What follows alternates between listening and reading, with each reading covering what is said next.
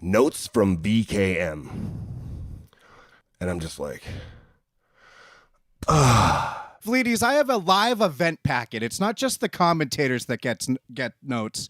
When you look at the notes from Vince, they're actually logical and they're big picture because a lot of these performers can only see 5 minutes in front of them, their own match. For Dean to say the thing that almost made him quit was the inoculation, to me, that didn't seem like the straw that would break the camel's back. I noticed the stuff that makes wrestlers quit is the stuff I loved most on Raw's 4th Hour. That inoculation shit was great. And when he just came out eating the sandwich before that. All right, if I can't convince you that I shouldn't be walking in the ring eating a Cuban sandwich, then screw it. Like, I just thought, that's so Dean. And that's what Vince thought. You know, this is you. It's such good shit. This is what makes you, you.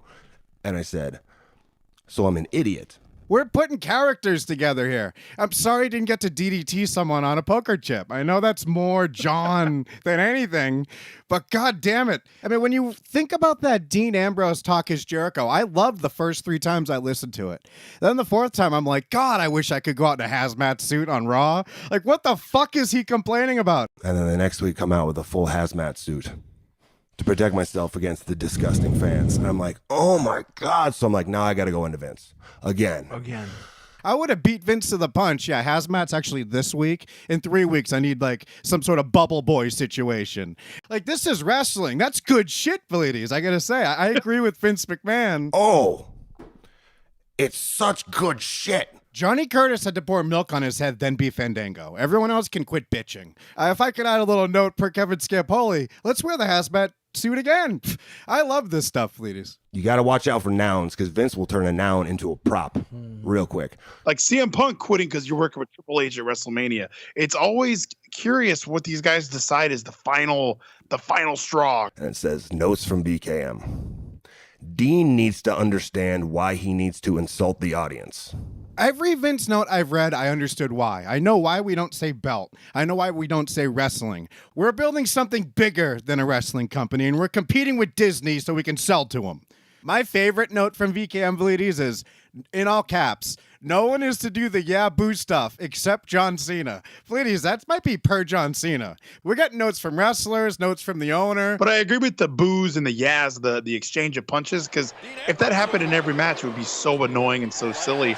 But it's also funny that Vince has to put that in there because he's assuming that every match is going to get that because it's not. Ladies, Fighter Fest needed notes from VKM. Paige walked to the ring and Jim Ross buried him. Justin Roberts announced Hangman Page at 295.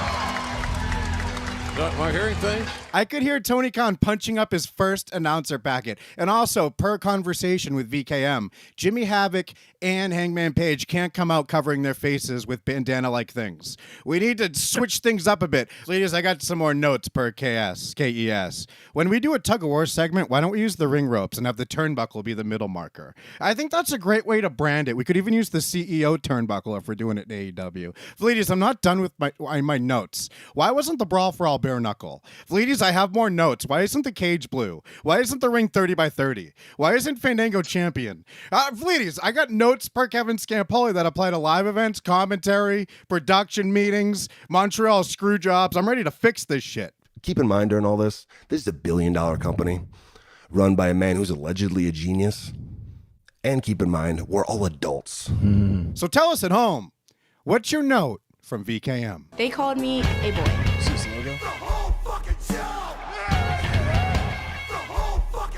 Would you ever fight one of them?